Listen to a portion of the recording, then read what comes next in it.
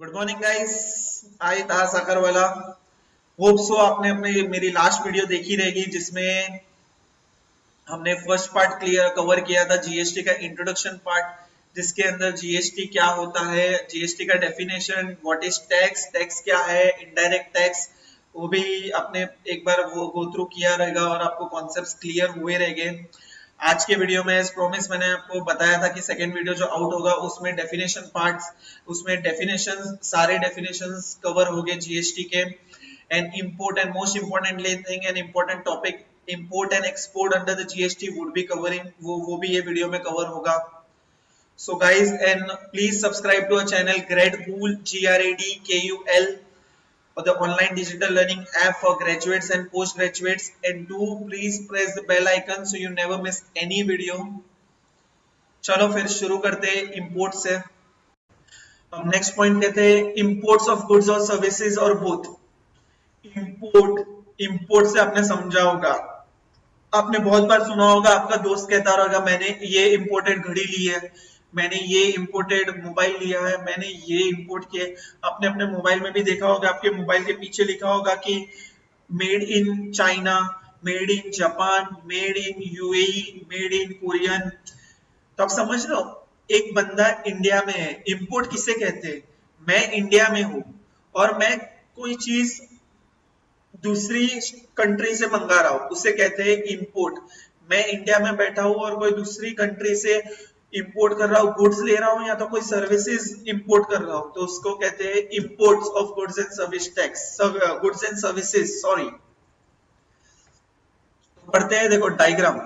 ये हुआ एक इंपोर्ट, आपको दिख रहा है ये इंपोर्ट है, गुड्स एंड सर्विसेज मैंने इंपोर्ट की है।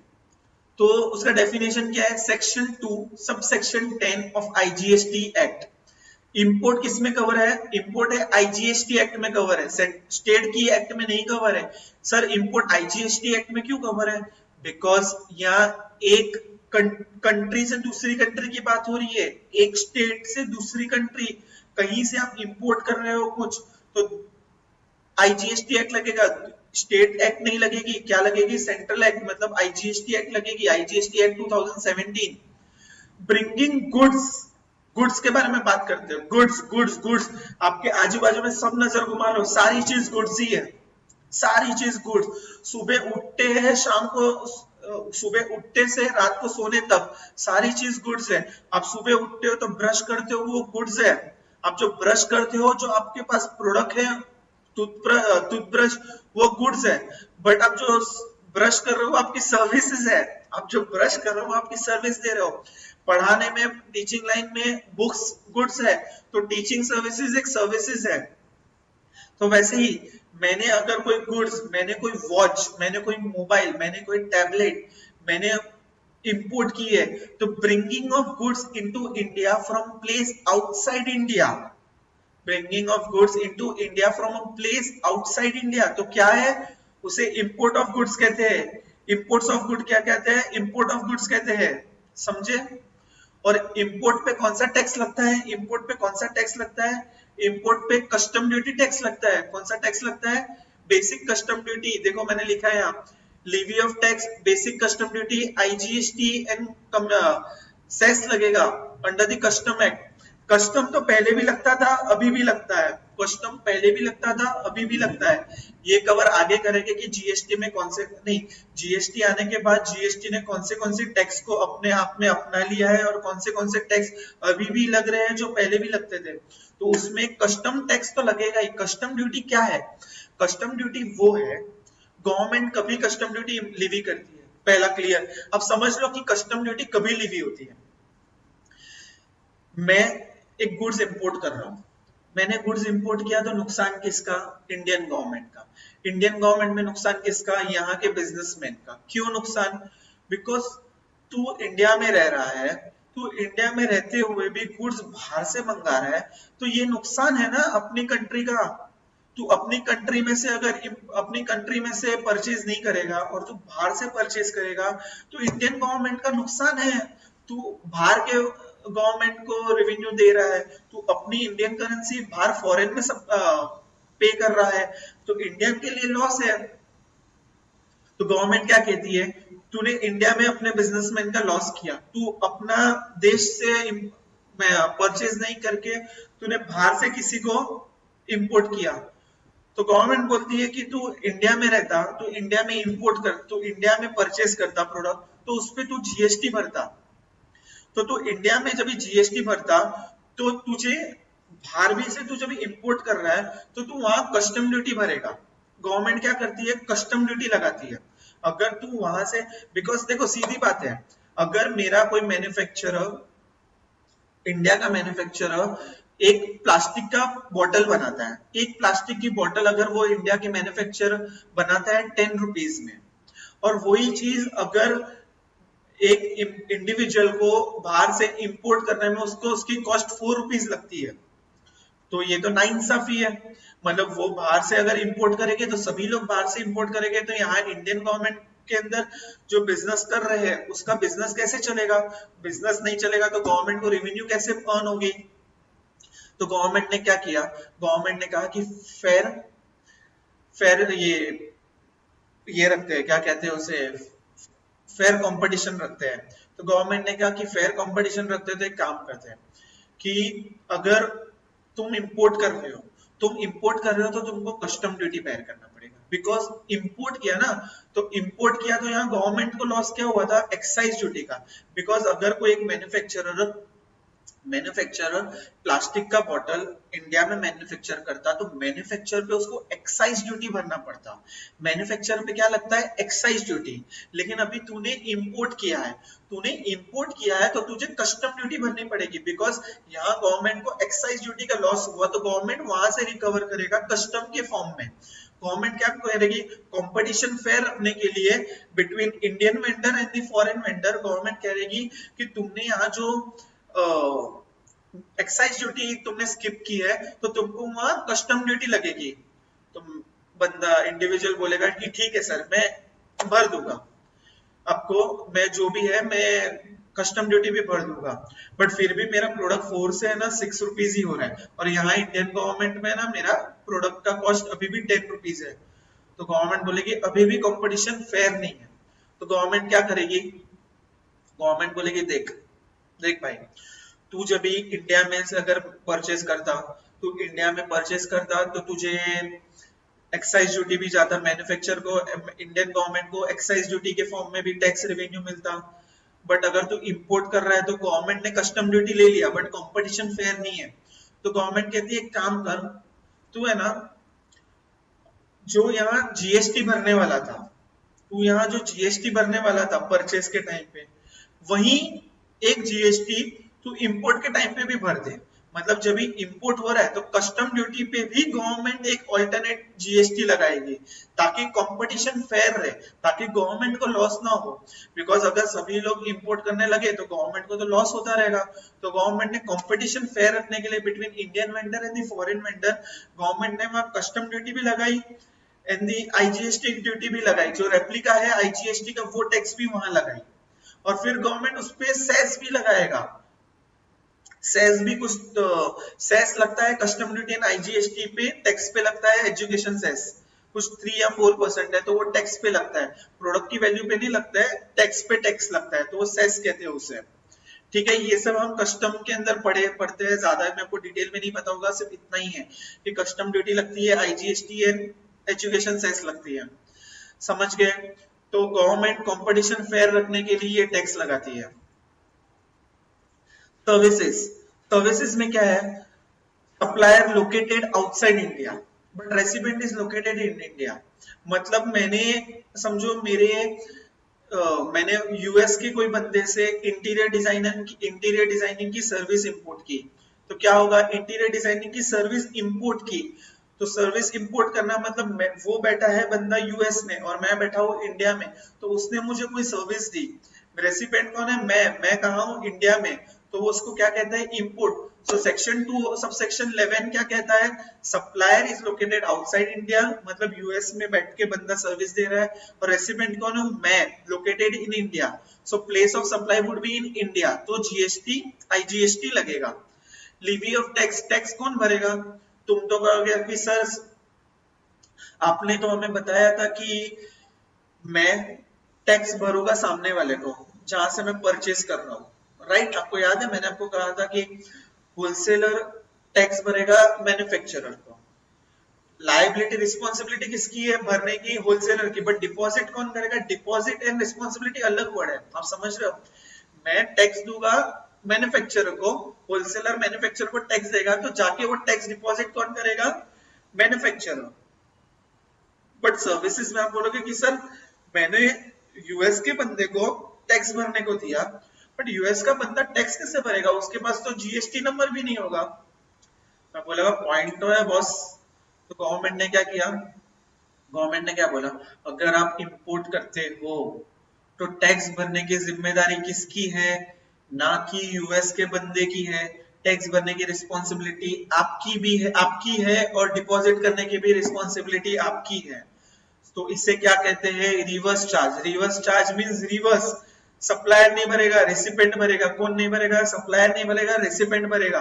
सो देखो लिवी ऑफ टैक्स में देखो मैंने यहाँ लिखा है, तो देखो Levi of tax means registered recipient on reverse charge, मतलब रजिस्टर्ड रेसिपेंट भरेगा, समझे। Import of goods and service tax समझ गया।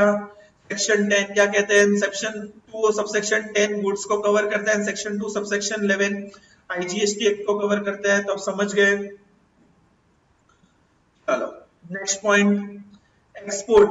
इंपोर्ट आपने समझ लिया, तो एक्सपोर्ट भी इजी है। जैसे इंपोर्ट में क्या था, बाहर से हमने कुछ मंगाया, तो एक्सपोर्ट में क्या होता है, इंडिया से बाहर भेजा, इंडिया से बाहर भेजने को एक्सपोर्ट कहते हैं। एक बार डेफिनेशन पढ़ लेते हैं, सेक्शन 2 सबसेक्शन 5 क्या कहता है आईजीएसटी एक्ट का, taking out of India to a place outside India. Mumbai से मैंने कहा भेजा, यूके में भेजा। मुंबई से मैंने मोबाइल्स कहाँ एक्सपोर्ट किया, यूके में, गवर्नमेंट में यूके में एक्सपोर्ट किए। तो क्या लगता है, गुड्स यूके में मोबाइल एक्सपोर्ट किया, तो उसको क्या कहते हैं, एक्सपोर्ट ऑफ गुड्स कहते हैं, समझे। को क्या कहते हैं, जीरो रेटेड। ये सप्लाई को क्या कहते हैं, जीरो रेटेड सप्लाई। अगर आप इंडिया में से बाहर किसी को सप्लाई करते हो तो इसे क्या कहते हैं, जीरो रेटेड सप्लाई। कौन सी सप्लाई कहते हैं, जीरो रेटेड सप्लाई। कौन सी सप्लाई कहते हैं, zero rated supply. Zero rated मतलब क्या सर, जीरो रेटेड मतलब गवर्नमेंट कहेगी कि बच्चे लोग आप इंडिया का भला कर रहे हो। आप इंडिया का भला कैसे कर रहे हो, आप इंडिया को रेवेन्यू अर्न करवा रहे हो। रेवेन्यू कैसे अर्न करवा रहे हो, आप यहाँ से गुड्स एक्सपोर्ट कर रहे हो और वहां से फॉरेन करेंसी इंडिया में ला रहे हो। क्या कर रहे हो, फॉरेन करेंसी इंडिया में ला रहे हो। फॉरेन करेंसी इंडिया में आया मतलब इंडिया की आंखें खुल जाती है, इंडिया को रेवेन्यू अर्न हुआ, फॉरेन करेंसी इंडिया को अर्न हुआ, तो गवर्नमेंट को बेनिफिट है। तो गवर्नमेंट क्या एक्सपोर्ट को प्रमोट करने के लिए जीएसटी नहीं लगाती है। इंडिया ने कहा क्या, नरेंद्र मोदी जी ने कहा, गवर्नमेंट इंडियन कॉन्स्टिट्यूशन ने क्या कहा कि आप गुड्स, अगर आप गुड्स और सर्विसेज एक्सपोर्ट करते हो तो आप टैक्स नहीं लगाओगे। तो जीरो रेटेड सप्लाई में डाल दिया उसको। जीरो रेटेड मतलब टैक्स नहीं लगाते हैं। और जीरो रेटेड में क्या है कि टैक्स नहीं लगाते बट रिफंड अलाउड है। रिफंड किसका अलाउड है सर, आपने यहाँ रिफंड अलाउड क्यों लिखा है, रिफंड वो चीज का अलाउड है जो आपने वो प्रोडक्ट बनाने के लिए परचेस के टाइम पे टैक्स भरा रहेगा।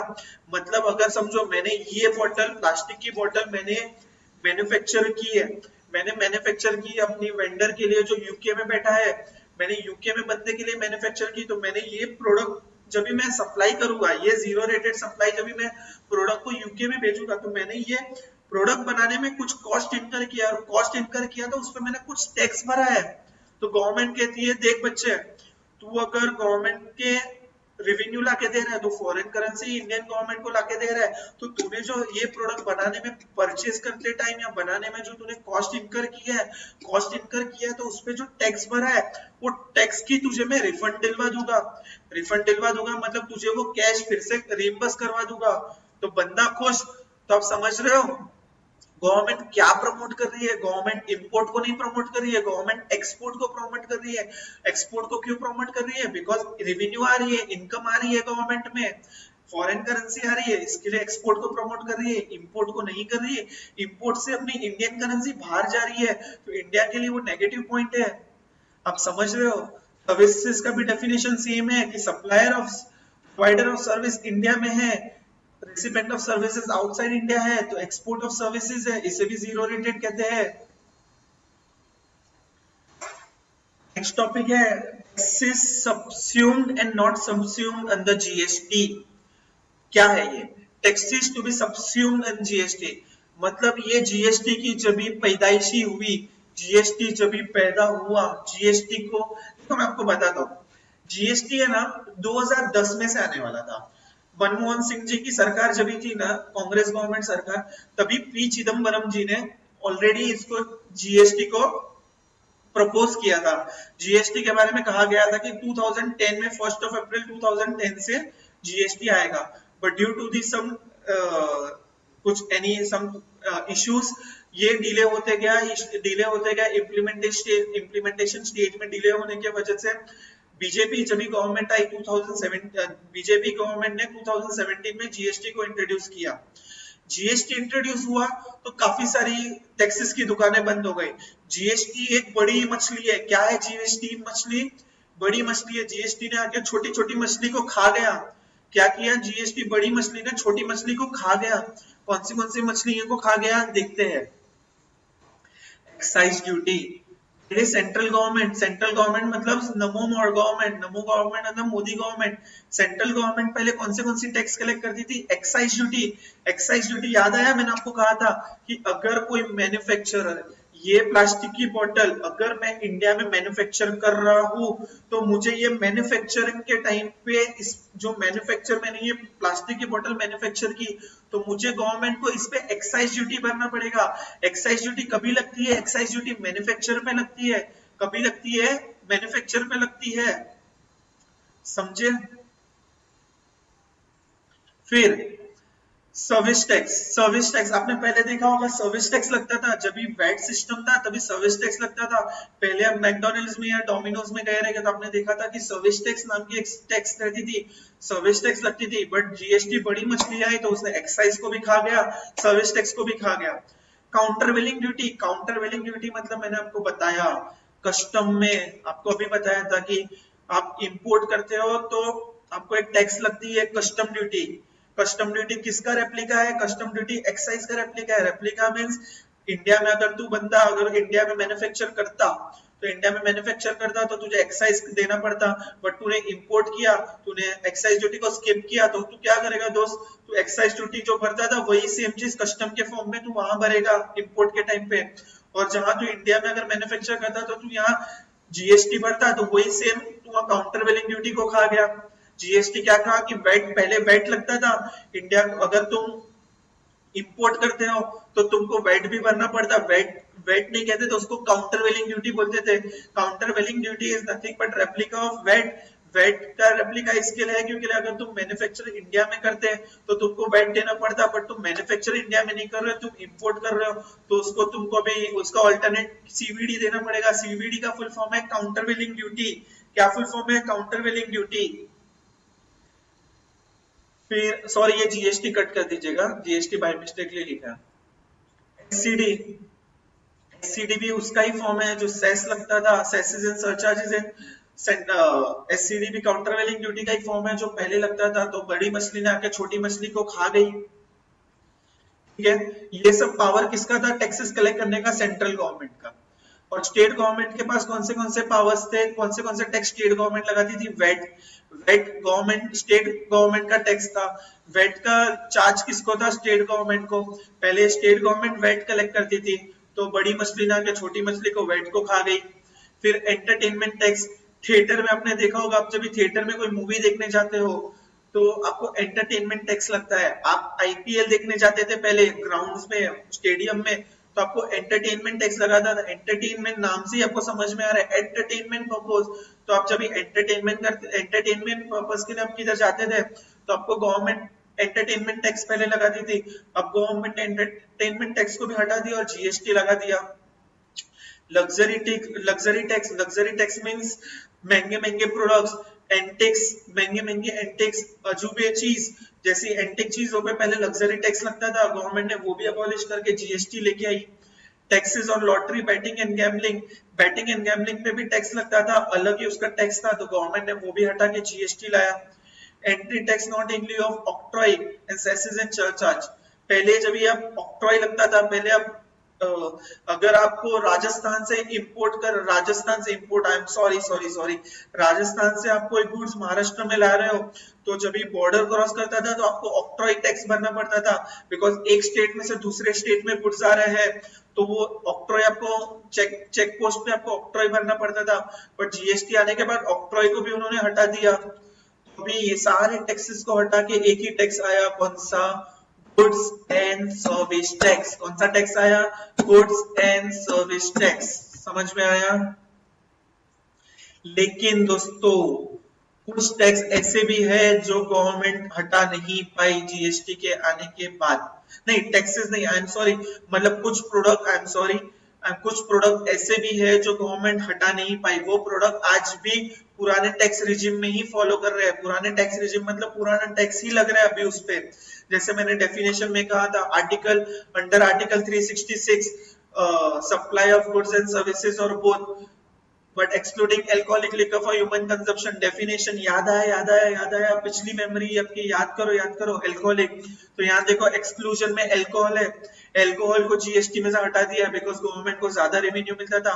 Petroleum crude, high speed diesel, motor spirit, natural gas, aviation turbine fuel, basic custom duty, property tax and stamp duty.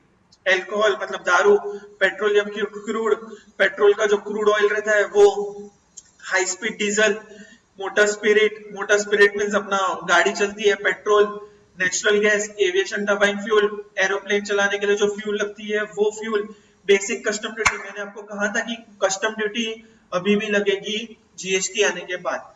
GST आ गया फिर भी कस्टम ड्यूटी लग रही है, बिकॉज कस्टम ड्यूटी इसके लिए लग रही है, पहले एक्साइज लगता था, तो गवर्नमेंट ने क्या किया कि आप इंपोर्ट को डिमोटिवेट करने के लिए गवर्नमेंट ने कस्टम ड्यूटी इंट्रोड्यूस की है, ताकि लोग एक्सपोर्ट करे ज्यादा, ना कि इंपोर्ट। तो कस्टम ड्यूटी पहले भी लगती थी, आज भी लगती थी, आज भी लगेगी। Property tax and stamp duty, इसका कोई लेना देना नहीं है जीएसटी से, इसके लिए वो आज भी लगेगी। समझ में आ रहा है? Very good. Genesis of GST in India. Genesis मतलब background, history of GST in India. आप देखो जेनेसिस में क्या है, 2004 Kelkar task force strongly recommend, ये आप एक बार पढ़ लीजिएगा, एग्जाम में आने के चांसेस काफी कम है, बट फिर भी आप एक बार इसको पढ़ लीजिएगा। 2004 में Kelkar task force strongly recommended fully integrated GST on national basis. 2004 में केलकर टास्क फोर्स ने इंडियन गवर्नमेंट को स्ट्रांगली रिकमेंड किया था कि भाई हाई टाइम है जीएसटी इंट्रोड्यूस कर दो, टैक्स इवेजन से बचने के लिए। अगर आपको गवर्नमेंट को रेवेन्यू अर्न करना है ज्यादा, तो जीएसटी नेशनल बेसिस पे इंट्रोड्यूस कर लो, because GST is a one nation one tax. GST में एक ही टैक्स है, एक ही टैक्स लगता है, वो जीएसटी टैक्स लगता है। जीएसटी ने जो इतने सारे टैक्सेस को, बड़ी मछली ने इतने सारे टैक्सेस को खा गई, तो इसके लिए गवर्नमेंट केलका टास्क फोर्स ने 2004 में ही रिकमेंड किया था कि अब हाई टाइम है जीएसटी इंट्रोड्यूस कर दीजिएगा। 2008 में कांग्रेस गवर्नमेंट जब थी, तभी अपने फाइनेंस मिनिस्टर थे पी चिदम्बरम जी, उन्होंने बजट में 7-8 के बजट में जीएसटी का इंट्रोडक्शन, जीएसटी करके एक कॉन्सेप्ट इंट्रोड्यूस किया, और उन्होंने अपने बजट में बताया 2007 और 8 के बजट में कि 2010 में कांग्रेस गवर्नमेंट जीएसटी नामक एक टैक्स इंट्रोड्यूस करेगी, वन नेशन वन टैक्स। समझ रहे हो? 2004 की बात 2008 में चिदम्बरम जी ने अनाउंस किया बजट में कि 2010 में, अप्रैल 2010 में जीएसटी नाम का एक टैक्स आएगा। समझे? बट ऐसा कुछ हुआ नहीं। 2014 में कॉन्स्टिट्यूशन में बिल पास हुआ जीएसटी के लिए 122nd अमेंडमेंट में। 15-16 कॉन्स्टिट्यूशन में वो इंट्रोड्यूस किया बिल को। फाइनेंशियल ईयर 15-16 में वो बिल पास हुआ। पास कहाँ हुआ? लोकसभा एंड राज्यसभा। लोकसभा में भी पास हुआ, लोकसभा में पार्लियामेंट, राज्यसभा में state government. Lok Sabha and Rajya Sabha में जीएसटी का बिल पास हुआ। 16 में जब भी वो राज्यसभा एंड लोकसभा में पास हुआ, तो 2016 में more than 50% of the state ने उस पर रेटिफाई किया। रेटिफाई मतलब मंजूरी दी कि यस हाई टाइम है जीएसटी अपनाओ, जीएसटी को इंट्रोड्यूस करो। रेटिफिकेशन मींस कि अपनी मंजूरी देना।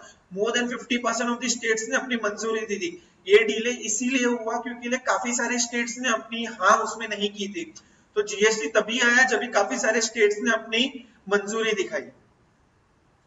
2017 27 मार्च 2017 CGST bill 2017, IGST bill 2000, UTGST and CGST bill table, मतलब ये एक्ट 2017 के अंदर 27 मार्च को IGST act, CGST act, union territory goods and service tax act and the SGST act, ये चारों एक्ट बनी है 2000। देखो आप नाम नहीं पढ़ोगे, CGST act 2017, IGST act 2017, then GST act अपना ये है। ये सारी एक्ट 2017 में बनाई गई है, संविधान में उसका संविधान 2017 एक्ट बनाई गई है।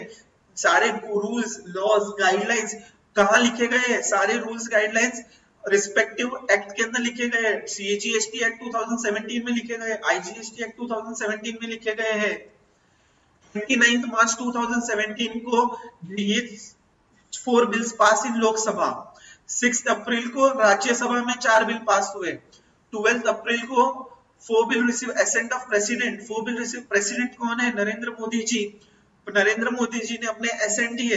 जब ये बिल पास हो गए, जब 50% मोर से ज्यादा लोग ने रेटिफाई किया, सो सारे bill, CGST bill, IGST bill, UTGST bill, GST bill, ये 4 बिल रोज राज्यसभा एंड लोकसभा में पास हुआ। तो उस पर प्रेसिडेंट ने अपनी साइन की, एसेंट मतलब साइन किया, प्रेसिडेंट ने अपना मंजूरी दिया कि yes, GST should be implemented. And finally the day has been arrived, 1 जुलाई 2017 को जीएसटी इंप्लीमेंट कर दिया गया।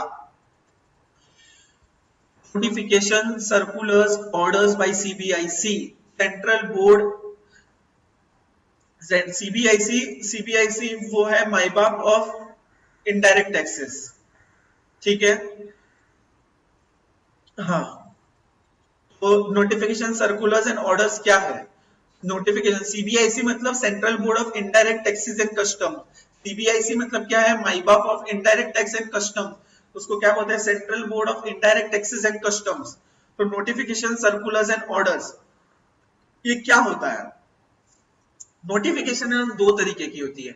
एक तो रेट नोटिफिकेशन होती है एंड एक तो नॉन रेट नोटिफिकेशन। नोटिफिकेशन क्या होती है? 2 तरीके की होती है, एक तो रेट एंड नॉन रेट। एक नोटिफिकेशन रेट मतलब क्या?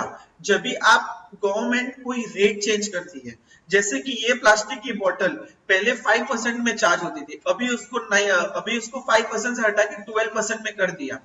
तो गवर्नमेंट को जब ये रेट चेंज करना रहता है तो रेट नोटिफिकेशन निकालती है।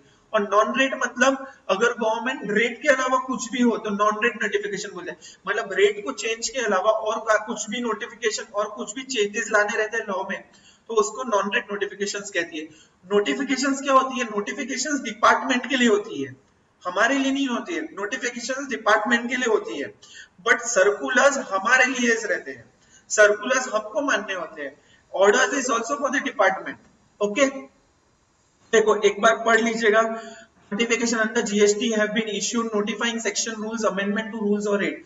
नोटिफिकेशन तभी इश्यू की जाती है जब भी कोई सेक्शन, जब भी कोई रूल्स, जब भी कोई अमेंडमेंट कुछ करना रहता है, कोई किसी भी रूल्स के रिलेटेड, किसी भी रूल्स को, गवर्नमेंट के लॉ को चेंज करना रहता है, अमेंड करना रहता है, या किसी रेट को चेंज करना रहता है, अमेंड करना रहता है, तो नोटिफिकेशन इश्यूज की जाती है।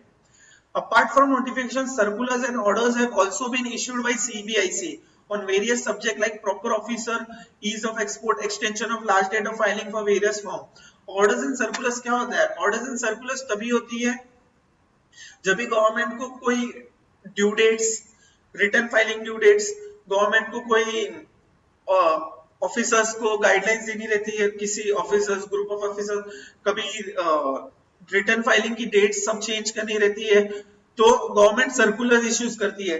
आज के टाइम पे कोरोना के अंदर आप लोग ने देखा रहेगा, गवर्नमेंट डेट्स, आप अवेयर हो या नहीं पता नहीं, बट गवर्नमेंट काफी सारी रिटर्न फाइलिंग की डेट्स एक्सटेंड कर रही है। बिकॉज ये रेट एक्सटेंड इसके लिए कर रही है बिकॉज ऑफ कोरोना की वजह से काफी सारी दिक्कतें, लोगों को प्रॉब्लम हो रही है, तो गवर्नमेंट सर्कुलर इशू कर रही है, ऑर्डर इशू कर रही है, और गवर्नमेंट कह रही है कि जो तुम रिटर्न फाइलिंग की डेट फॉर एग्जांपल 28 मार्च है तो उसको एक्सटेंड करके 21 अप्रैल कर दिया गया है। तो ये कैसे करेगी गवर्नमेंट? सर्कुलर इशू करेगी, गवर्नमेंट ऑर्डर इशू करेगी। उसका हायरार्की देख लो एक बार। कॉन्स्टिट्यूशन ऑफ इंडिया, संविधान एक्ट बनाता है, एक्ट में रूल्स फॉर्म करता है, रूल्स फॉर्म करने के बाद रेगुलेशंस बनाता है, रेगुलेशन के बाद उसमें नोटिफिकेशंस करता है, कुछ भी चेंजेस होते हैं, और बाद में सर्कुलर इशू करता है। Circular is an instruction, circular एक इंस्ट्रक्शंस होती है, सर्कुलर क्या होती है? इंस्ट्रक्शंस। जीएसटी रेट्स, मैंने आपको कहा था कि जीएसटी रेट्स के हम डिस्कस बाद में करेंगे। जीएसटी रेट क्या है? GST rate for supply of goods, GST rate for supply of goods. देखो रेट्स कितने तरह के हैं, एक तो जीरो रेटेड, समझे? जीरो रेटेड रहता है, जीरो रेटेड सप्लाई मैंने आपको बोला था नील रेटेड में लगेगा। एक 0.25% रेट रहता है, एक 3% रहता है, 5% रहता है, 12% रहता है, 18, 28 कितने रहते हैं? GST rate on the goods and services दोनों सेम है। देखो मैं आईजीएसटी रेट्स, देखो यहाँ क्या लिखा है, for interstate supply of IGST rates. IGST मतलब मैंने बोला था आईजीएसटी कभी लगता है? इंटरस्टेट सप्लाई, इंटरस्टेट सप्लाई मतलब एक स्टेट से दूसरे स्टेट, समझ रहे हो? तो कौन सा रेट लगेगा? Nil rated. कोई प्रोडक्ट अगर नील रेटेड कैटेगरी में आता है तो नील रेट लगता है, नील रेटेड में जाएगा 0.25% में जाएगा, 3% में जाएगा, 5%, 12%, 18 एंड 28।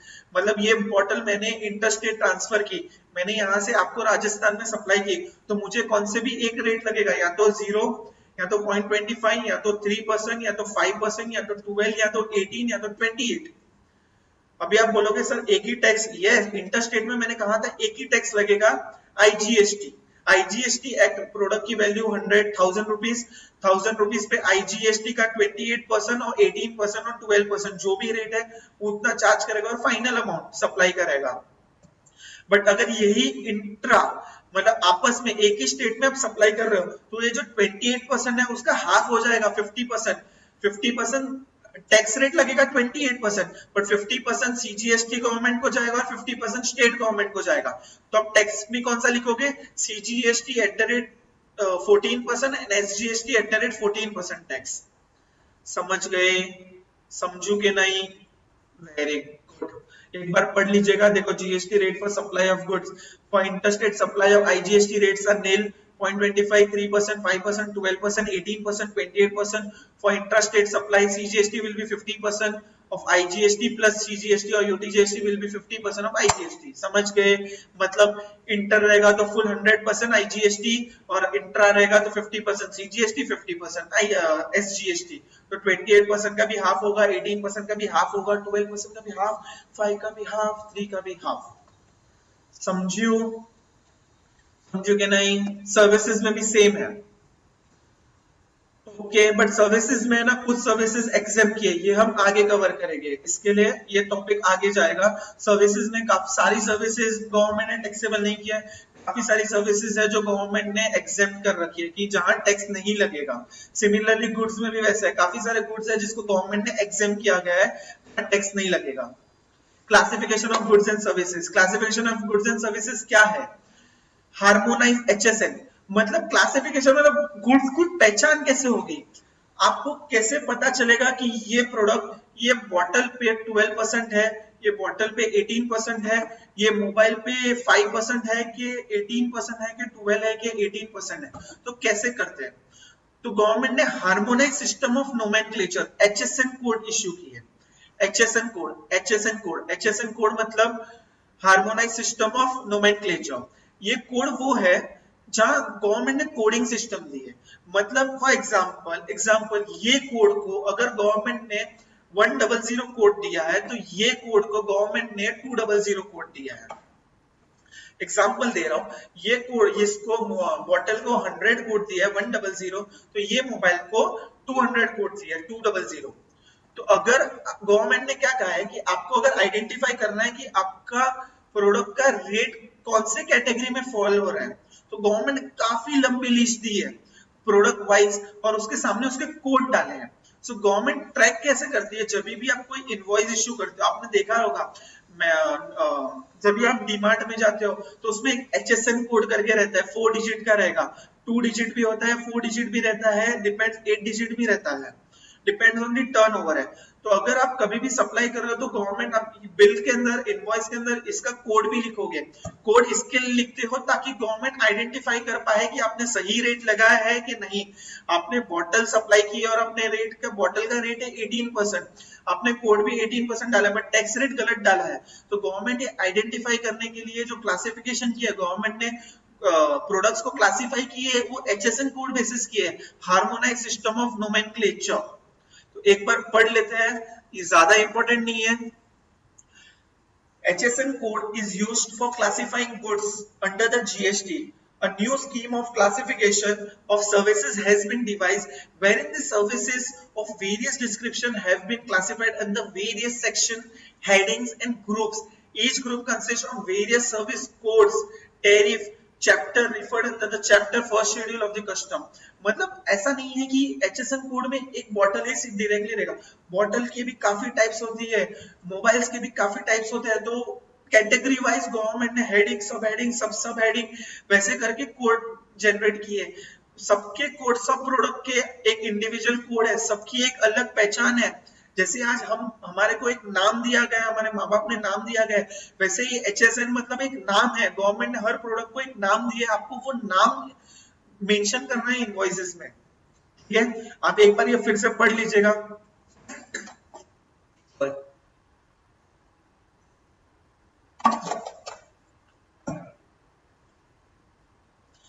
पॉज करके पढ़ लीजिएगा, आगे बढ़ते हैं। Goods and service tax network. Goods and service tax network क्या है? Goods and service tax network, government ने एक कमिटी फ्रेम की है, goods and service tax network, to manage क्या? गवर्नमेंट की GST website goods and service tax www.gst.gov.in। ये reading perspective है, एक बार पढ़ लीजिएगा। अब पढ़ते हैं one by one. GST would be manage the website of www.gst.gov.in। ये जो कमिटी है, GSTN नेटवर्क है, वो ये वेबसाइट को मैनेज करती है, वेबसाइट की इंफ्रा को मैनेज करती है। कुछ भी अमेंड, कुछ भी चेंजेस लानी रहती है तो ये वेबसाइट मैनेज करती है उसको। तो GST की वेबसाइट गवर्नमेंट ने डिजाइन किया, उसको मैनेज करती है। Provide three front-end services to the taxpayer, namely register, payment and return। आप जब भी GST में रजिस्ट्रेशन अप्लाई करते हो तो रजिस्ट्रेशन अप्लाई से लेके रिटर्न फाइलिंग तक, रजिस्ट्रेशन अप्रूव हो गया, रजिस्ट्रेशन अप्रूव के बाद जब आपकी पेमेंट की लायबिलिटी आती है GST, तो आप पेमेंट करते हो, पेमेंट करने के बाद आप रिटर्न फाइलिंग करते हो। तो ये सारी सर्विसेज आपको कौन देता है? कौन प्लेटफॉर्म प्रोवाइड कर रहा है? GSTN। ये सर्विसेज कौन करता है? GSTN प्रोवाइड कर रहा है। कमिटी है वो सर्विस प्रोवाइड कर रही है, वो मैनेज कर रही है। बिकॉज सिस्टम टेक्नोलॉजी ऑनलाइन है बट उसको भी कोई मैनेज बैकएंड कर रहा है, वो बैकएंड कमेटी को क्या बोलते हैं? GSTN बोलते हैं, goods and service tax network committee. समझे? Develop backend IT modules for the states who have opted for the same. समझे? मैंने आपको अभी कहा बैकएंड से। फैसिलिटेट रजिस्ट्रेशन अप्रूव करती है। Forward the returns to the central and state authorities. आप जो रिटर्न फाइल करते हो वो रिस्पेक्टिव गवर्नमेंट को फॉरवर्ड करती है, आप जो रिटर्न फाइल कर रहे हो वो सेंट्रल गवर्नमेंट को फॉरवर्ड कर रही है, रिस्पेक्टिव स्टेट गवर्नमेंट को रिटर्न फॉरवर्ड कर रही है for the scrutiny purpose. Perform computation and settlement of IGST। जो क्लेम्स है IGST का, IGST के क्लेम्स है वो सेटल करती है। Match tax payment details with banking network. Tax payment match करता है, मतलब मैंने अगर रिटर्न फाइल किए हैं, मैंने GST में रिटर्न कैसे होता है? अगर मैंने कोई रिटर्न फाइल की है, मैंने समझो आपको सेल की है, मैंने आपको सेल किया कुछ प्रोडक्ट, तो मैं यहां से आपको सेल बताऊंगा। सो आपको भी अपने बुक्स में परचेज बताना होगा कि मैंने तहासर से परचेज किया, और मैं बताऊंगा मैंने आपको सेल किया। तो ये क्रॉस चेक होता है GSTN में। क्रॉस चेक कौन करता है? GSTN करता है। ये कमिटी नेटवर्क करती है, ऑनलाइन टेक्नोलॉजी से होती है कि मैंने सेल बताया और आपने परचेज बराबर बताया नहीं, ये सिस्टम मैच होती है। तो मैचिंग सिस्टम कौन प्रोवाइड करता है? GSTN करता है। Provide various MIS report to central and the state government based on the taxpayer return information। Details देती है, MIS रिपोर्ट्स देती है कि कौन से इंडिविजुअल, कौन से टैक्स पर्सन ने GST रिटर्न फाइल नहीं की है, किसकी टैक्स क्रेडिट मिसमैच हुई है, कौन से इंडिविजुअल ने, टैक्स पेयर ने क्रेडिट ज्यादा ली है, क्रेडिट उसको 1000 की अलाउड थी तो उसने 2000 ले ली है।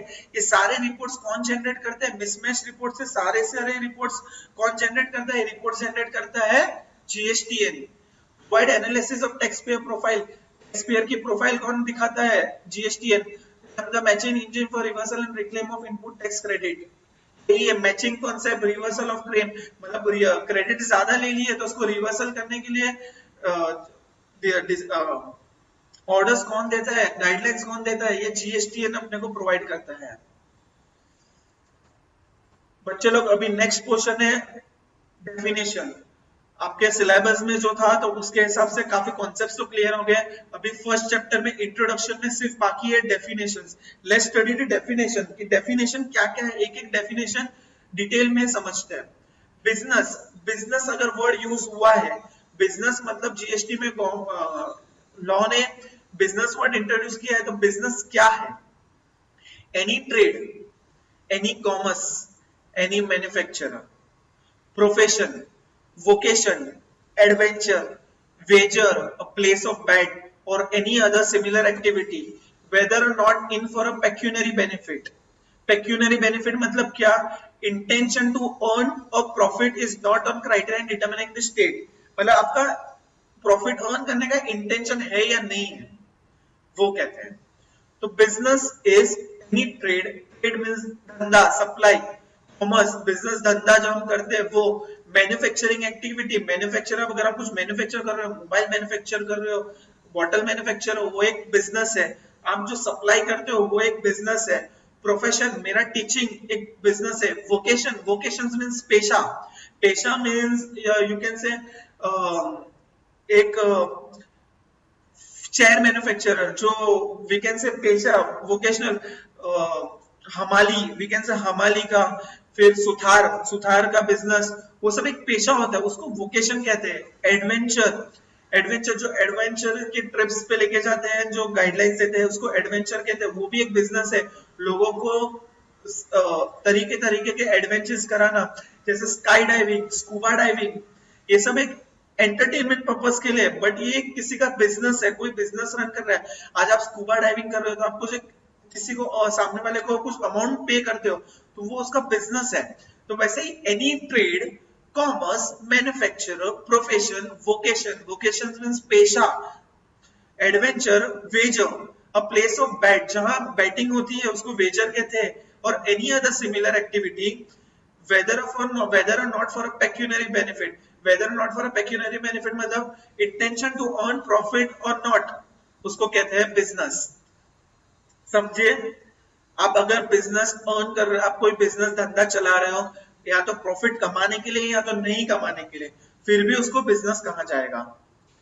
ठीक है, ये ऊपर के आपको कुछ पॉइंट्स पता चले, 5 पॉइंट समझ में आए।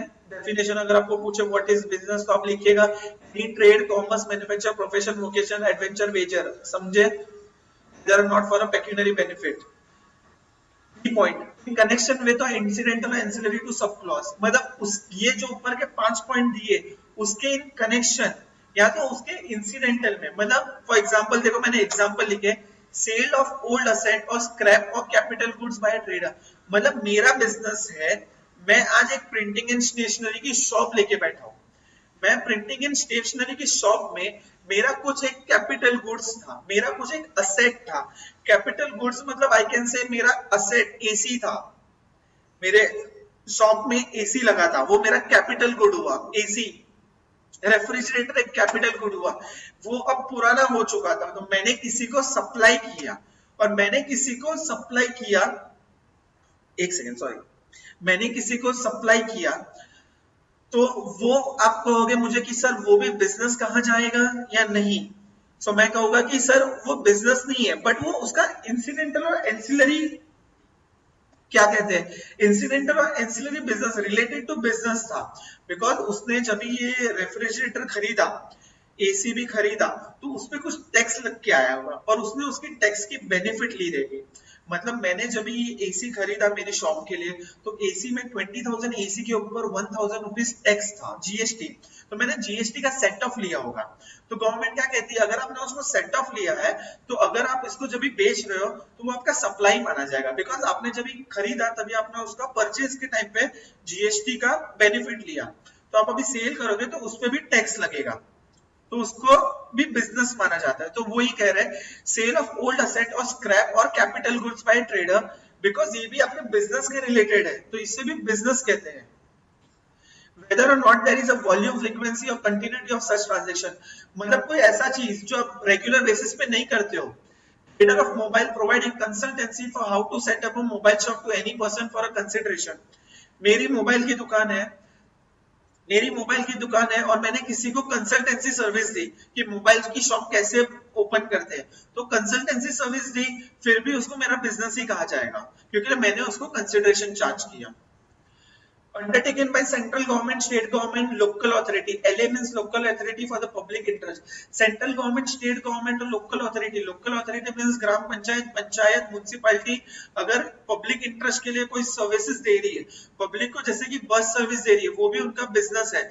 जैसे कि एग्जांपल मैंने दिया है कि स्पीड पोस्ट सर्विस जो होती है, हम जो गवर्नमेंट में पोस्ट ऑफिस में जाते हैं तो स्पीड पोस्ट सर्विस जो होती है वो गवर्नमेंट प्रोवाइड करती है, गवर्नमेंट कुछ हमसे नॉमिनल अमाउंट चार्ज करती है, सो वो जो फीस चार्ज करती है तो वो भी गवर्नमेंट का एक बिजनेस है।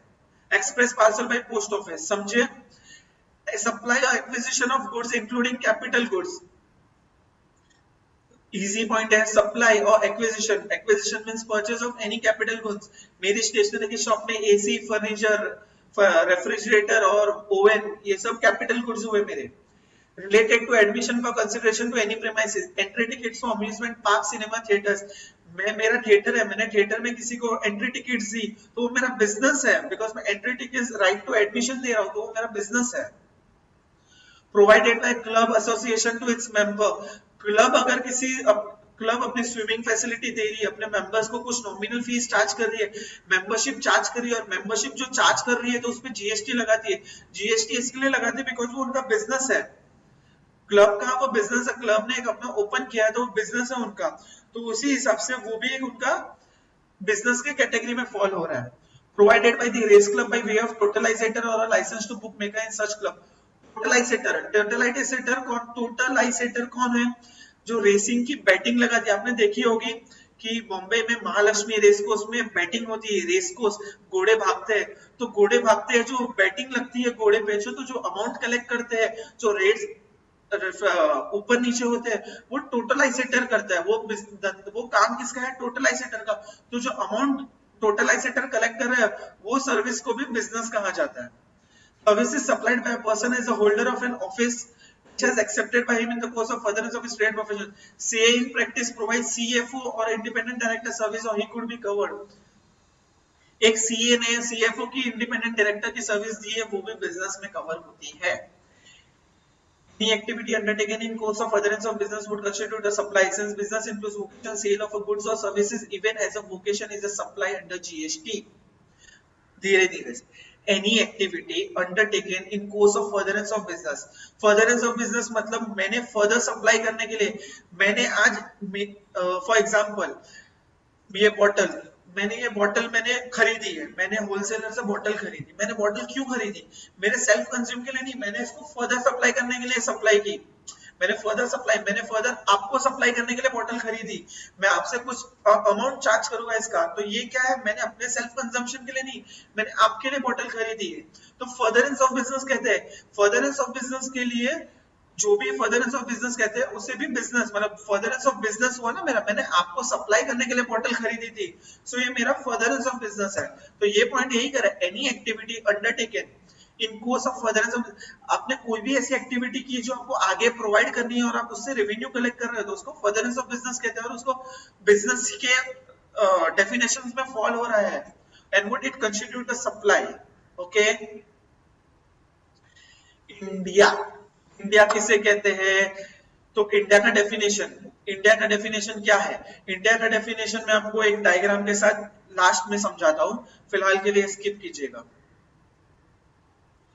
कंसिडरेशन का डेफिनेशन है, बहुत इजी है। कंसिडरेशन का डेफिनेशन मैं आपको चार्ट से समझाता हूं। देखो चार्ट पे आ जाओ, फिर हम ऊपर लैंग्वेज में जाते हैं, लॉ लैंग्वेज में जाते हैं। ओके, कंसिडरेशन क्या है? कंसिडरेशन मींस रोकड़ा। कंसिडरेशन क्या है? कंसिडरेशन मींस रोकड़ा। रोकड़ा आप जो किसी बंदे को पे कर रहे हो, आपने कुछ सर्विसेज ली, आपने कुछ गुड्स खरीदे, तो आप उसको इन रिटर्न में जो अमाउंट पे करोगे उसको कहते हैं कंसिडरेशन। तो कंसिडरेशन कौन से तरीके के होते हैं? कंसिडरेशन एक तरीके के होते हैं मनी के फॉर्म में। आपने मुझे 1000 बॉटल्स दी, आपने मुझे 1000 बॉटल दी 10 रुपीज के हिसाब से, मतलब 10,000 रुपीज हुई। तो मैं आपको मनी दूंगा, कितना रुपया दूंगा? 10,000 रुपया दूंगा। 1000 बॉटल 10 रुपीज के हिसाब से, तो 10,000 रुपीज आपको पे करूंगा। सिमिलरली आपने मुझे अगर 10,000 रुपीज, आपने अगर मुझे 1000 बॉटल दी 10 रुपीज पर बॉटल के हिसाब से, और इन रिटर्न मैंने आपको ये मोबाइल दे दिया मेरा, और मैंने आपको कहा ये मेरा सेकेंड हैंड मोबाइल है, ये आप रख लो। तो आप बोलोगे कि सर यहां तो कंसिडरेशन फ्लो ही नहीं हुआ। तो मैं कहूंगा कि नहीं, देखो आपने उसको मोबाइल दिया तो वो भी काइंड ऑफ एक कंसिडरेशन ही हुआ, बिकॉज मोबाइल दिया तो ये भी एक कंसिडरेशन फॉर्म में ही मैंने दिया, मैंने कुछ चीजें आपको दी, मतलब भले मैंने कैश में नहीं दिया बट मैंने नॉन मॉनेटरी टर्म्स में आपको कुछ भी दिया। तो आप इसको यहाँ तो आप अपने पास रखोगे या तो बेच दोगे, बट हमारा ट्रांजेक्शन सेटल हो गया आपस में, जो 10,000 रुपीज से वो सेटल हो गए, तो इसको भी कंसिडरेशन करेंगे। तो इट्स नॉट नेसेसरी कि कंसिडरेशन मॉनेटरी फॉर्म में हो, it can also be in a non monetary form. So consideration it can be in a monetary form, it can also be in a non-monetary form. समझे? तो देखो क्या है consideration, payment in money or otherwise for a supply, monetary value of any act of forbearance for the business by recipient or any other person. तो जरूरी नहीं है monetary में हो, नॉन मॉनेटरी में हो तो भी चलेगा। फिर आप कहोगे कि देखो दूसरा पॉइंट है deposit to be considered as payment only when the supply applies such deposit. आपने किसी को पेमेंट, आपने एक घर रेंट पे लिया, आपने एक घर रेंट पे लिया मेरे से, मैंने आपको कहा कि आप मुझे 1 लाख रुपीज डिपॉजिट दो, आपका महीने का भाड़ा होगा 10,000 रुपीज और आप 1 लाख डिपॉजिट मुझे दोगे। तो आप बोलोगे ठीक है सर मैं आपको 1 लाख डिपॉजिट दूंगा, एवरी मंथ मैं आपको 10,000 रुपीज रेंट दूंगा। जो आपने मुझे डिपॉजिट दी, यहाँ सर्विस रेंटिंग सर्विस है, मैं आपको मेरा फ्लैट दे रहा हूँ और आप मुझे उसका रेंट दे रहे हो, मैं आपको कुछ सर्विसेज दे रहा हूँ, मेरी रेंटिंग की सर्विसेज है, मैं आपको मेरा फ्लैट रेंट पे दे रहा हूँ, वो एक सर्विसेज है, रेंटिंग एक्टिविटी एक सर्विसेज है, तो मैं आपको सर्विस दे रहा हूँ और आप मुझे रिटर्न कंसिडरेशन दे रहे हो। तो आप मुझे जो रेंट दे रहे हो ना उस पे जीएसटी लगेगा, रेंट दे रहे हो उस पे जीएसटी लगेगा, बट जो डिपॉजिट आप मुझे दोगे 1 लाख उस पे जीएसटी नहीं लगेगा। क्योंकि डिपॉजिट पे जीएसटी क्यों नहीं लगेगा? बिकॉज वो रिटर्न नेचर में, मैं आपको उसको रिटर्न करने वाला हूं down the line after 1 year, after 2 years और 3 years after the end of the agreement. जब भी आपको मेरी प्रॉपर्टी वेकेट करोगे, मुझे लायबिलिटी है मेरी कि मैं आपको प्रॉपर्टी की वो डिपॉजिट रिटर्न करूं, तो मैं 1 लाख आपको रिटर्न कर देने वाला हूं, तो उस पर जीएसटी नहीं लगेगा। बट अगर वो डिपॉजिट मैंने यूटिलाइज की है आपके रेंट के अगेंस्ट, मतलब आप 3 महीने की रेंट मेरे से चुक गए, आप मुझे रीपे करने का चुक गए, आपने रेंट मुझे पे नहीं किया, तो मैं आपके डिपॉजिट में से वो 10,000 रुपीज निकालूंगा, 3 मंथ्स का डिपॉजिट में से 10,000 रुपीज 3 बार निकालूंगा। तो जो डिपॉजिट मैंने मैच्योर की 3 मंथ्स की मैच्योर की, तो उस पे जीएसटी लगेगा, बिकॉज मैंने वो रेंट के अगेंस्ट एडजस्ट की। बट डिपॉजिट अमाउंट जितना रहेगा उस पे नहीं लगेगी। अभी डिपॉजिट अमाउंट 70,000 रहेगा मेरे एग्जांपल में, तो 70,000 पे नहीं लगेगी, बट 30,000 जो मैंने 3 मंथ्स का रेंट एडजस्ट किया डिपॉजिट के अगेंस्ट, उस पे जीएसटी लगेगा। समझे? दूसरा point, excluding subsidy given by the central and the state government, excluding subsidy given by the central and the state government. जो गवर्नमेंट एक सब्सिडी देती है, गवर्नमेंट कहती है कि आप 1000 मोबाइल बनाओगे, इंडिया में 1000 मोबाइल बनाओगे तो हम आपको एक सब्सिडी देंगे, हम आपको 10 लाख रुपीस की सब्सिडी देंगे, हम आपको एक 10 लाख की सब्सिडी देंगे, तो कंसिडरेशन में से एक्सक्लूड होता है। जो गवर्नमेंट की सब्सिडी मिलती है, स्टेट गवर्नमेंट में से सब्सिडी मिलती है कोई प्रोडक्ट को प्रमोट करने के लिए, कोई प्रोडक्ट की मैन्युफैक्चर को प्रमोट करने के लिए, तो उसको एक्सक्लूड करते हैं डेफिनेशन में से, कंसिडरेशन में नहीं गिनते हैं। ठीक है? E commerce operator, e commerce operator का डेफिनेशन, ई कॉमर्स ऑपरेटर के बारे में एक अलग से चैप्टर भी है, उसको आगे हम पढ़ेंगे, बट ई कॉमर्स ऑपरेटर फिलहाल के लिए समझ लीजिएगा कि क्या है। ई कॉमर्स ऑपरेटर वेरी जाना पहचाना वर्ड है जो आपको भी पता होगा। डेली के डेली सर्विसेज में आप ओला आपको वर्ड यूज पता होगा, ओला कैब्स, उबर कैब्स आपको पता होगा, ओला उबर, आप टैक्सी बुक करते हो, ओला इज अ सर्विस प्रोवाइडर, आप कौन हो? Service recipient. ठीक है, नहीं सॉरी, आई एम सॉरी, आप कौन हो? सर्विस रेसिप, मैं कौन हूं? मैं अगर एक टैक्सी बुक कर रहा हूं तो मैं कौन हूं? Service recipient. ओला कौन है? ओला ई कॉमर्स ऑपरेटर है, और जिसकी गाड़ी है वो सर्विस प्रोवाइडर है, समझे? ओला का बिजनेस कैसे रन होता है? एक गाड़ी वाला है, एक कैब वाला है, उसने अपनी कार को लिस्ट किया है ओला पे, ओला पे रजिस्टर किया है, और मैं जब भी टैक्सी बुक करना चाहूंगा तो मुझे ओला एक प्लेटफॉर्म देता है कि आप ये प्लेटफॉर्म से कैब बुक करो। तो सर्विस प्रोवाइड कौन करता है? कैब वाला मुझे प्रोवाइड करता है। रेसिडेंट कौन है? मैं हूं, but Ola middle man act करता है। ओला एक प्लेटफॉर्म है, ओला एक ई कॉमर्स ऑपरेटर है। तो समझे, Ola is an e commerce operator in this example, Uber is an e commerce operator जो हमको एक प्लेटफॉर्म दे रही है, वो प्रोवाइडर ऑफ सर्विस नहीं है, ना ही रेसिपेंट ऑफ सर्विस है। रेसिपेंट ऑफ सर्विस मैं हूं, सर्विस प्रोवाइडर कौन है? कैब है, दूसरा है ओला एक ई कॉमर्स ऑपरेटर है।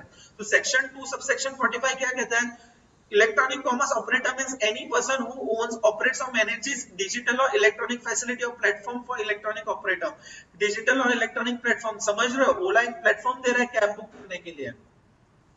मीनिंग भी यही है। एग्रीगेटर एक बार आप पढ़ लीजिएगा, Amazon, फ्लिपकार्ट, ओला, उबर, स्विगी, जोमेटो, ये सब एग्रीगेटर के अंदर आता है। This are all are the aggregators जो एक प्लेटफॉर्म प्रोवाइड कर रहे हैं।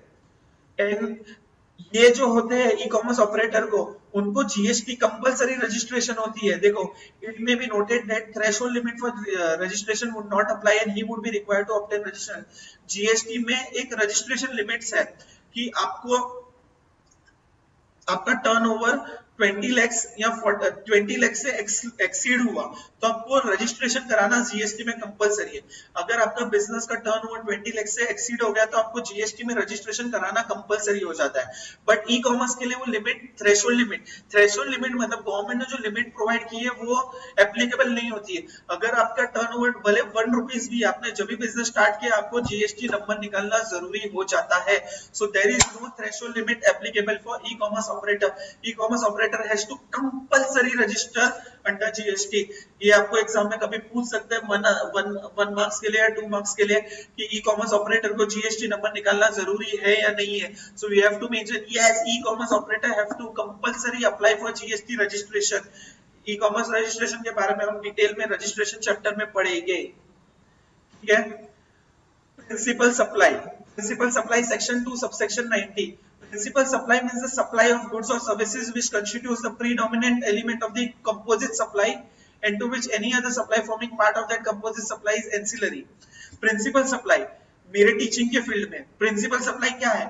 मैं आपको पढ़ा रहा हूं और मैं आपको नोट्स भी दे रहा हूं। सो मेरी यहाँ प्रिंसिपल सप्लाई क्या है? टीचिंग है। टीचिंग है तभी मैं आपको बुक्स दे रहा हूँ, बुक्स है तभी मैं टीचिंग नहीं दे रहा हूँ। मेरी क्लासेस है, मैं क्लासेस में पढ़ा रहा हूँ तभी आपको बुक्स प्रोवाइड कर रहा हूँ। मैं पढ़ाऊंगा तो ही आपको बुक्स प्रोवाइड करूंगा ना। ऐसा आपने सुना है कि बुक्स प्रोवाइड किया फिर जबरदस्ती पढ़ाना पड़ रहा है? नहीं। प्रिंसिपल सप्लाई क्या है मेरी? टीचिंग है। टीचिंग है इसके लिए मैं आपको बुक्स प्रोवाइड कर रहा हूँ। सो ये है प्रिंसिपल सप्लाई। मेन एलिमेंट क्या है? किसकी बदौलत वो दूसरी एंसिलरी सर्विस प्रोवाइड हो रही है? सर्विसेज मेरी टीचिंग की सर्विसेज के साथ मेरी एंसिलरी सप्लाई ऑफ गुड्स की भी एक्टिविटी है। देखो, मैंने सर्विसेज दी है तो उसके साथ एक गुड्स एक्टिविटी भी सप्लाई हुई है। कौन सी goods activity? Supply of books. तो आप समझे ये पॉइंट। प्रिंसिपल सप्लाई मेरी टीचिंग है। तो principal supply means the supply of goods और services which constitutes the predominant element of composite supply. Composite supply means क्या? कंपोजिट सप्लाई मींस दो सर्विसेज एक साथ, दो एक्टिविटी एक साथ में जुड़ी हुई। जैसे कि यहाँ बुक्स की भी एक्टिविटी है, टीचिंग की भी एक्टिविटी एक साथ में जुड़ी हुई है, तो उसको क्या कहते हैं? कंपोजिट सप्लाई कहते हैं। बट ये कंपोजिट सप्लाई में एक एक्टिविटी प्रिंसिपल सप्लाई है। प्रिंसिपल सप्लाई कौन सी? मेरी टीचिंग एक्टिविटी। आप समझे, दो एक्टिविटी। ये एक्टिविटी मेरी टीचिंग एक्टिविटी है तभी गुड्स की एक्टिविटी है, टीचिंग एक्टिविटी है तभी गुड्स की एक्टिविटी। ये दोनों एक्टिविटी को क्या कहेंगे? Composite supply. तो इसमें प्रिंसिपल सप्लाई कौन सी है? मेरी टीचिंग के सर्विसेज। समझे डेफिनेशन क्या है? Principal supply means the supply of goods और services which constitutes the predominant element of the composite supply and to which any other forming part of composite supply is ancillary. Books की services ancillary है। Ancillary means उसके साथ एक उसका by product है। Main activity teaching है। समझे? Person मतलब पर्सन किसको किसको कहते हैं? तो डेफिनेशन से भी एक लर्निंग पर्सपेक्टिव से आप एक बार पढ़ लीजिएगा। पर्सन किसको किसको जीएसटी में कहते हैं? इंडिविजुअल, आप और मैं।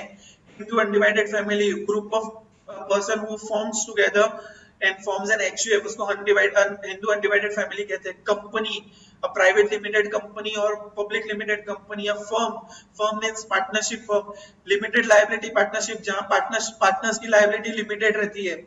An association of person or a body of individuals, whether incorporated or not in India or outside India.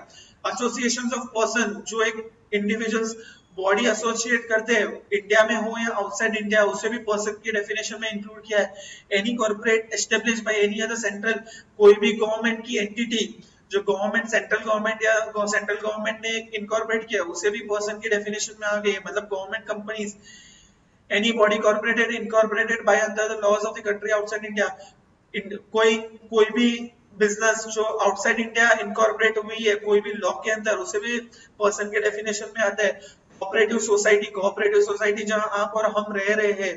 Local authority means municipality, panchayat, central government और स्टेट गवर्नमेंट पर्सन के डेफिनेशन में इंक्लूड किया है. Society has deferred under the society registration. Society आप और जो हम रह रहे. कोऑपरेटिव सोसाइटी जो एक कोऑपरेटिव सोसाइटी बनती है, जैसे कि आपने देखी होगी बहुत सारी पगपेड़ी सिस्टम में कोऑपरेटिव सोसाइटी बनती है.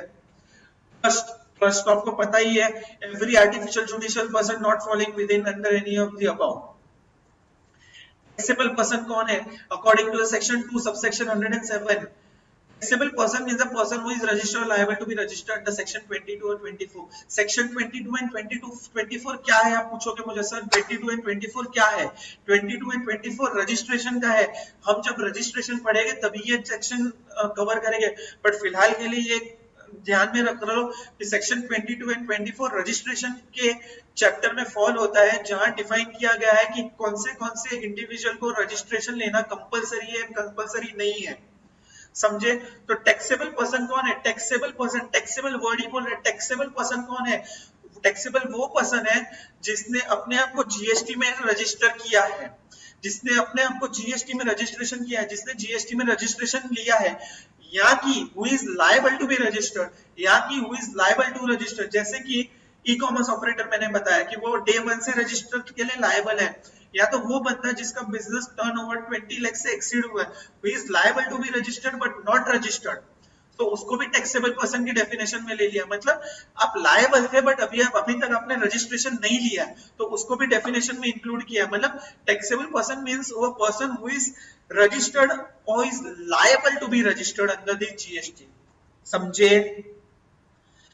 रेसिपेंट कौन है? Recipient of goods and services और बोथ कौन होता है? If consideration, section 2 subsection 93 recipient को कवर करता है. If consideration is payable for supply of goods और सर्विसेज, मतलब मैंने आपको ये गुड्स प्रोवाइड किए हैं, आपने मुझे पेमेंट की, आपने मुझे कंसीडरेशन दिया, तो रेसिपेंट कौन है? आप. मैंने आपको गुड्स दिया, आपने मुझे पेमेंट किया, तो रेसिपेंट कौन है? आप. आपको गुड्स सप्लाई किया तो आप हुए रेसिपेंट. जहां कंसीडरेशन फ्लो हुआ, आपने मुझे कंसीडरेशन दिया. If no consideration is payable for the supply of goods, अगर मैंने आपको ये गुड्स दिया, आपने मुझे कंसीडरेशन नहीं दिया, तो रेसिपेंट कौन है? तो person to whom goods their possession or use is delivered, given or made available. मतलब मैंने जो गुड्स जिसको दिया बट उसने मुझे कंसीडरेशन रिटर्न में नहीं दिया, फिर भी रेसिपेंट कौन रहेगा? आप रहेगा, बिकॉज मैंने गुड्स आपको दिया. तो रेसिपेंट ऑफ दिस प्रोडक्ट कौन है? आप हो. समझे? कौन है? आप हो. तो आप रेसिपेंट हुए. अगर आप कंसीडरेशन देते हो तो भी आप हो, अगर आप कंसीडरेशन नहीं देते हो तो भी रेसिपेंट है. जिसको मैंने आपको दिया तो आप ही रेसिपेंट कहलाओगे. If no consideration is payable for supply of services, same है. अगर कंसीडरेशन नहीं दिया बट मैंने जिसको सर्विसेज दी है वो ही रेसिपेंट कहा जाएगा. फिर recipient includes an agent acting on behalf of the recipient in relation to the goods and services supply. मतलब मैंने आपको ये प्रोडक्ट, मेरे को आपको सप्लाई करना था, बट प्रोडक्ट के बिहाफ आपको सप्लाई करने से पहले मैंने आपको एक एजेंट को दिया, मैंने आपके एक एजेंट को ये प्रोडक्ट दिया और एजेंट ने आपको प्रोडक्ट दिया. तो ये केस में रेसिपेंट कौन है? एजेंट है. मैंने एजेंट को रेसिपेंट बनाया, मैंने एजेंट को सप्लाई किया. एजेंट आपको सप्लाई करेगा तो आप रेसिपेंट होगे, बट मैंने एजेंट को सप्लाई किया तो यहाँ एजेंट रेसिपेंट हो जाता है. ठीक है? Next supplier. Supply is vice versa है. सप्लायर कौन है? मैं प्रोवाइड कर रहा हूँ, तो मैं रेसिपेंट आप थे तो यहाँ सप्लायर मैं हो गया. एग्जाम्पल सिंपल है. एजेंट के केस के अंदर एजेंट सप्लायर हो जाएगा। Okay, reverse charge, reverse charge याद आया, मैंने आपको कहा था कि रिवर्स चार्ज कहीं तो लगता है, कहीं तो लगता है। रिवर्स चार्ज याद आया, याद आया, याद आया, याद आया। एक्सपोर्ट के केस में याद आया आपको, रिवर्स चार्ज लगेगा section 2 subsection 98। Reverse charge, reverse charge देखो कैसा होता है, मैंने आपको एक्सपोर्ट के केस में बताया था कि एक्सपोर्ट के केस में मैंने एक्सपोर्ट किया, नहीं sorry sorry sorry sorry, I am sorry, extremely sorry. Export के केस नहीं, इंपोर्ट के केस में रिवर्स चार्ज कहां होती है, इंपोर्ट के केस में। मैंने कहा कि मैं अगर इंपोर्टर को कुछ पेमेंट, मैंने जहां से इंपोर्ट किया वो बंदे को मैंने आउटसाइड इंडिया, वो लोकेटेड है, तो मैंने आउटसाइड इंडिया मैंने इंडियन करेंसी भेजी है, तो मैंने उसको पेमेंट किया, तो मैंने उसको टैक्स के साथ उसको कुछ पेमेंट किया रहेगा, तो वो बंदे के पास तो जीएसटी नंबर नहीं होगा, because he is situated outside India and GST is applicable only in India. वो बंदा सिचुएटेड आउटसाइड इंडिया, मैंने उसको जीएसटी जो पेमेंट नहीं किया रहेगा क्योंकि वो आउटसाइड इंडिया है, वहां जीएसटी नहीं है, जीएसटी सिर्फ इंडिया है, तो टैक्स का लॉस है, इंडियन गवर्नमेंट को लॉस है। तो इंडियन गवर्नमेंट क्या कहती है, आपने इंपोर्ट किया तो आपने बाहर जीएसटी तो नहीं भरा है, तो आपको इंडिया में जीएसटी भरना पड़ेगा, तो आपको जो रिवर्स चार्ज लगेगा, रिवर्स चार्ज मतलब आपने जो इंपोर्ट किया तो इंपोर्ट पे आपको जो अमाउंट है, इंपोर्ट पे आपको टैक्स इंडिया में भरना पड़ेगा, और इंडिया में टैक्स कौन भरेगा, आप भरोगे, रेसिपेंट ही भरेगा। रिवर्स चार्ज क्या होता है, रिवर्स चार्ज में रेसिपेंट भरता है। पहले आपने पढ़ा होगा टैक्स कौन भरता है, सप्लायर भरता है, सप्लायर कलेक्ट करता है रेसिपेंट से, बट डिपॉजिट कौन करता है, सप्लायर। वो सप्लायर कलेक्ट करता है रेसिपेंट से, डिपॉजिट करता है सप्लायर टैक्स को गवर्नमेंट में। बट रिवर्स चार्ज में क्या होता है, रिवर्स चार्ज खुद की जेब से टैक्स भरेगा एंड डिपॉजिट भी रिवर्स चार्ज में रेसिपेंट ही करेगा। तो रिवर्स चार्ज में क्या होता है, टैक्स रेसिपेंट भरता है अपनी जेब में से, अपने ही पॉकेट में से वो टैक्स की बर्डन, टैक्स की लायबिलिटी वो भरता है एंड उसकी बाद में सेट ऑफ लेता है। तो reverse charge, reverse charge means liability to pay tax by the recipient of supply of goods or services or both instead of the supplier of goods, instead of the supplier, supplier के बदले recipient भरता है tax, supply of services। Okay, समझ गया, समझियो। Taxable supply, taxable supply under section subsection 2 subsection 108। Supply means supply of goods और services which is leviable to tax. Taxable supply means वही सारे गुड्स एंड सर्विसेज जिसको government ने notify किया है ये सप्लाई है, मतलब गवर्नमेंट ने बताया है कि ये बॉटल, गवर्नमेंट ने बताया कि बॉटल पे 18% टैक्स लगेगा, मतलब इट इज टैक्सेबल सप्लाई। इसको गवर्नमेंट ने नोटिफाई किया कि हाँ भाई इस पे टैक्स लगेगा, इसके लिए टैक्सेबल सप्लाई है। अगर गवर्नमेंट ने कहा कि ये मोबाइल, मोबाइल पे टैक्स नहीं लगेगा, गवर्नमेंट ने कहा कि ये मोबाइल पे टैक्स समझो 18% है बट गवर्नमेंट इस पे टैक्स नहीं कलेक्ट करेगा, तो भी ये टैक्सेबल सप्लाई होगी, बिकॉज ये टैक्सेबल सप्लाई थी। बट इसको गवर्नमेंट, देखो गवर्नमेंट ने क्या किया है, sorry I repeat again example, एक बार फिर से सुनो, ये मैं फिर से एक बार रिपीट करता हूँ, टैक्सेबल सप्लाई आपको फिर से डिटेल में समझाता हूँ। टैक्सेबल सप्लाई, गवर्नमेंट ने बॉटल मैन्युफैक्चर किया, गवर्नमेंट ने ये बॉटल को क्लासिफाई किया है कि ये बॉटल को टैक्सेबल सप्लाई में 18% रेट लगेगा। तो आप बोलेंगे ठीक है सर 18% लगेगा, मींस इसको गवर्नमेंट ने एक आइडेंटिटी दी है कि भाई तू 18% पे ही बिकेगा, तू 18% पे बिकेगा तो तू टैक्सेबल है, तो तू प्रोडक्ट टैक्सेबल सप्लाई है, मतलब whenever I am supplying this product so it is a taxable supply. But similarly ये मोबाइल है, अगर ये मोबाइल को मैंने टैक्स रेट में नहीं डाला है, ये मोबाइल की कोई टैक्स रेट नहीं है, so it is a non taxable supply. समझे, नॉन टैक्सेबल सप्लाई हो जाएगी। थोड़ा स्लाइड करके देख लीजिएगा कि गुड्स एंड सर्विसेज का डेफिनेशन है कि गुड्स किसे कहते हैं, सर्विसेज किसे कहते हैं। देखो एक मजे की बात बताओ, गवर्नमेंट ने ना बहुत ही डेफिनेशन इजी बनाया। गवर्नमेंट ने क्या कहा है, goods every kind of movable property. Goods का डेफिनेशन क्या है, every kind of movable property. Every kind of movable property मतलब जो जो चीज हिल रही है, मूवेबल मतलब जो जो चीज हिल रही है वो गुड्स है। Every kind of movable property is a goods. Services का डेफिनेशन क्या किया मालूम है, बहुत ही मजेदार है, anything other than the goods, anything other than the goods is a services.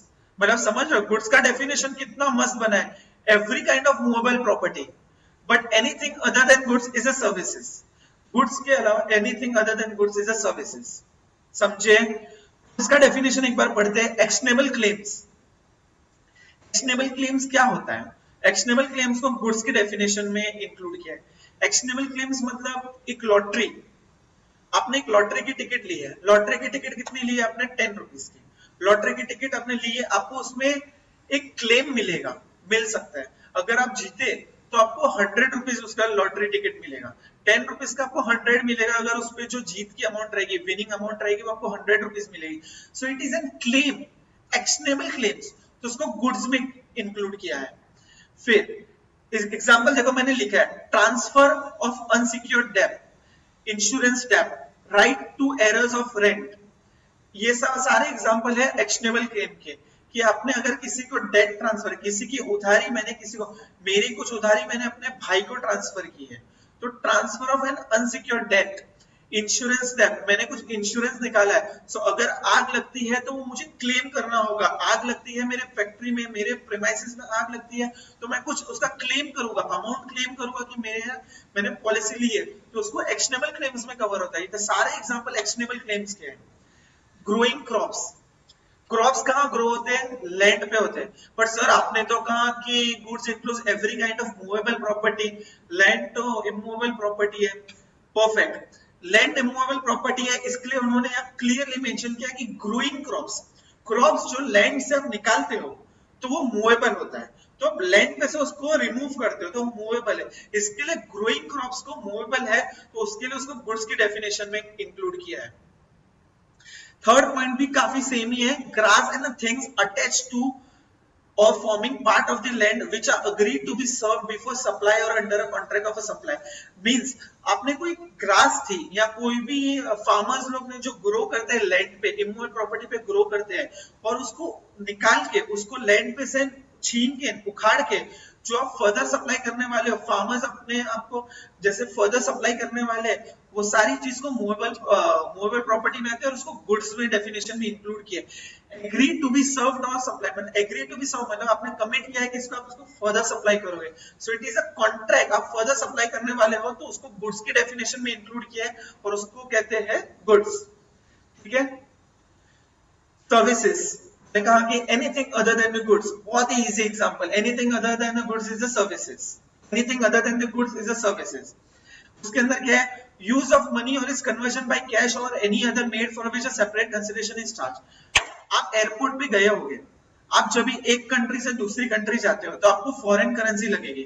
आप अगर यहाँ से इंडिया से दुबई जाओगे तो आपको दिरम्स लगेंगे। इंडियन की करेंसी आईएनआर है, तो वैसे ही दुबई की करेंसी दिरम है। तो आप जब इंडिया से दुबई जाते हो, इंडिया से दुबई जाते हो, दिरम आप कैलकुलेट, आपको दिरम चाहिए रहेंगे, सो आप एयरपोर्ट पे इंडियन करेंसी एक्सचेंज कराते हो, इंडियन करेंसी देते हो और दिरम को कन्वर्ट करवाते हो।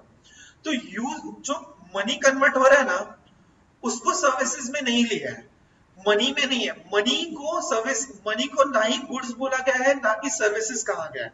देखो यहाँ मैंने एक्सक्लूड किया है, एक्सक्लूड में देखो दो पोर्शन है, ना ही उसको गुड्स कहते हैं ना ही उसको सर्विसेज कहते हैं। किसको किसको? मनी, मनी को ना ही गुड्स कहा गया है ना ही सर्विसेज कहा गया है।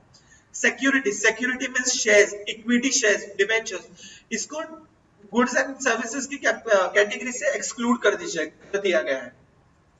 तो यहाँ क्या है? यूज ऑफ मनी और इस कन्वर्जन, मैंने एयरपोर्ट पे जाके कन्वर्ट कराई करेंसी, मैंने आईएनआर से, आईएनआर को देके दिरहम कन्वर्ट कराई, तो जो वो बंदे ने मेरे से कुछ सर्विस पोर्शन चार्ज किया रहेगा।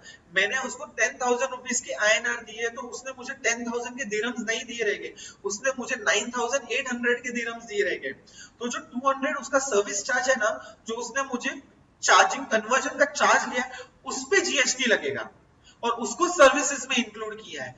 वो पोर्शन सर्विसेज कहा जाएगा, ना कि फुल पोर्शन जो कन्वर्ट हुआ है। तब समझ रहे हो, मनी को नहीं रहेगा, सिर्फ सर्विस को, पोर्शन को सर्विसेज में इंक्लूड किया रहेगा।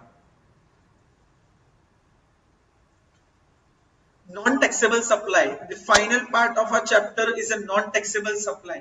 मैंने आपको टैक्सेबल सप्लाई समझाई दिया था, टैक्सेबल सप्लाई मैंने आगे आपको पढ़ाया कि क्या है। ये प्रोडक्ट पे डिफाइन किया गया है कि ये प्रोडक्ट का नाम बॉटल है और उस पे 18% लगेगा और ये मार्केट में 18% की हैसियत से ही बिकेगा, इस पे 18% ही टैक्स लगेगा। So it is a taxable supply. But similarly अगर ये प्रोडक्ट है जिसपे गवर्नमेंट ने रेट नहीं नोटिफाई किया है, so it is a non taxable supply. देखो मैं आपको पढ़ा देता हूँ, non taxable supply means supply of goods और services which is not leviable to tax. अगर गवर्नमेंट ने कह दिया कि ये मोबाइल फोन्स पे टैक्स नहीं लगेगा. So it is a non taxable supply under the IGST act. In short, non taxable supply is supply of alcoholic liquor for human consumption and petroleum product and subject to GST. मतलब मैंने आपको देखो starting में बताया था alcoholic liquor for human consumption, फिर motor spirit, high speed diesel, ये सारी जो 6 आइटम्स बताई थी ये नॉन टैक्सेबल सप्लाई में आते हैं. बिकॉज गवर्नमेंट ने कह दिया है कि एक्सक्लूड है, इसको टैक्सेबल सप्लाई नहीं कहा जाता है. मतलब ये इस पे कोई टैक्स नहीं लगेगा, मतलब it is not covered in the ambit of GST. इस पे कोई भी टैक्स नहीं लगेगा. और एक पॉइंट सुनो, एक पॉइंट क्लियर कर दो. आप कहोगे कि सर व्हाट इफ ये प्रोडक्ट है, ये मोबाइल है, इस पे गवर्नमेंट ने 0 रेट रखा है, इसको टैक्स के रेट के अंदर इंक्लूड किया है, बट इसके आगे रेट नहीं लिखा है, इसके आगे रेट 0 लिखा है, तो फिर भी ये टैक्सेबल सप्लाई होगा. बिकॉज गवर्नमेंट ने इसको इंक्लूड किया है, बट इसको स्पेसिफिकली इस पे रेट नहीं मेंशन किया है. So it is non taxable, it is a taxable supply, but इस पे रेट नहीं लिखा है, तो भी इसको टैक्सेबल सप्लाई किया गया. कंफ्यूज मत होना, इसको नॉन टैक्सेबल सप्लाई में मत लेना, ये टैक्सेबल सप्लाई ही होगा. नॉन टैक्सेबल सप्लाई में वही आएगा अल्कोहलिक लिकर, ह्यूमन कंजम्पशन वाला जो मैंने बताया था, फिर high speed diesel, motor spirit, natural gas, aviation turbine fuel, ये जो मैंने कहा था वो नॉन टैक्सेबल सप्लाई में आएगा. तो स्टूडेंट्स, होप सो आपको समझा, पढ़ाने के सारे आपको लॉजिक्स क्लियर हुए रहेंगे. मैंने आपको जो जो पढ़ाया, इंट्रोडक्शन पार्ट ये काफी स्मूथ था और काफी बेसिक लेवल पे था.